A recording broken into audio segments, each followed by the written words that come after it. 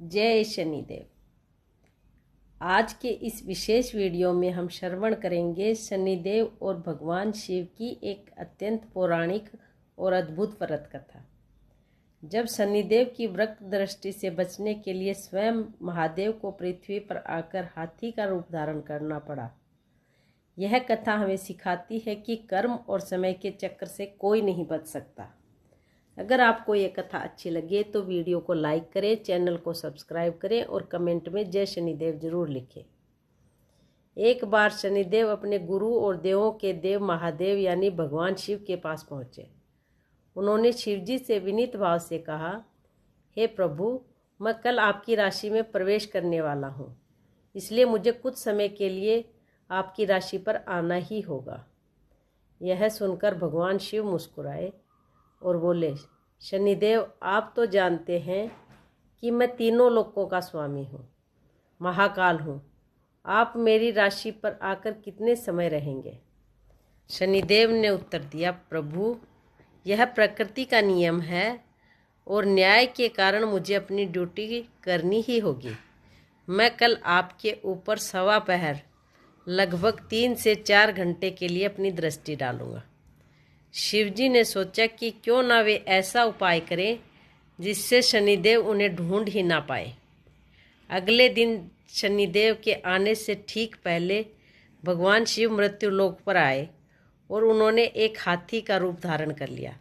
वे जंगल में जाकर घास चरने लगे ताकि शनिदेव की कुदृष्टि उन पर ना पड़े, वे इस समय को आसानी से टाल दें। जब सवा पहर का समय बीत गया तो शिवजी बेहद प्रसन्न हुए। उन्होंने सोचा कि अब शनिदेव की दृष्टि का समय खत्म हो चुका है और वे शनिदेव के प्रभाव से पूरी तरह बच गए हैं। शिवजी वापस अपने असली रूप में आए और बड़े गर्व के साथ वापस कैलाश लौट गए। कैलाश पहुंचते ही उन्हें शनिदेव वहां प्रतीक्षा करते हुए मिले। शिवजी ने हंसते हुए कहा, देखा शनिदेव, आपकी वक्र दृष्टि मेरा कुछ नहीं बिगाड़ पाई। मैं तो आराम से पृथ्वी पर हाथी बनकर घूम रहा था और आपका समय समाप्त हो गया। इस पर शनिदेव ने हाथ जोड़कर मुस्कुराते हुए कहा, हे महादेव, आप मेरी दृष्टि से बचे कहाँ? मेरी ही दृष्टि का प्रभाव था कि जो ब्रह्मांड के स्वामी हैं, जिन्हें तीनों लोकों पर राज करना चाहिए, उन्हें आज सवा पहर तक एक साधारण हाथी बनकर जंगल में घास चरनी पड़ी और इंसानों की तरह छिपना पड़ा। यही तो मेरे साढ़े साथी और वक्र दृष्टि का न्याय है। यह सुनकर भगवान शिव शनिदेव के न्याय और उनकी शक्ति से अत्यंत प्रसन्न हुए। उन्होंने शनिदेव को गले लगाया और आशीर्वाद दिया कि जो भी व्यक्ति शनिवार के दिन इस कथा को सुनेगा या व्रत रखेगा, उस पर शनिदेव कभी भी कष्टकारी कुदृष्टि नहीं डालेंगे, बल्कि उसका कल्याण करेंगे। अब व्रत का संदेश है कि शनिदेव किसी के दुश्मन नहीं हैं, वे केवल कर्मफल दाता है। चाहे राजा हो, रंक हो या स्वयं भगवान, कर्मों और समय के चक्कर से कोई नहीं बच सकता। शनिवार के दिन पीपल के पेड़ के नीचे सरसों के तेल का दीपक जलाने और चींटियों को आटा डालने से शनिदेव बहुत प्रसन्न होते हैं। यहाँ शनिवार व्रत की सरल पूजा विधि, नियम और उन्हें प्रसन्न करने के खास उपाय दिए गए हैं। अब है शनिवार व्रत की पूजा विधि।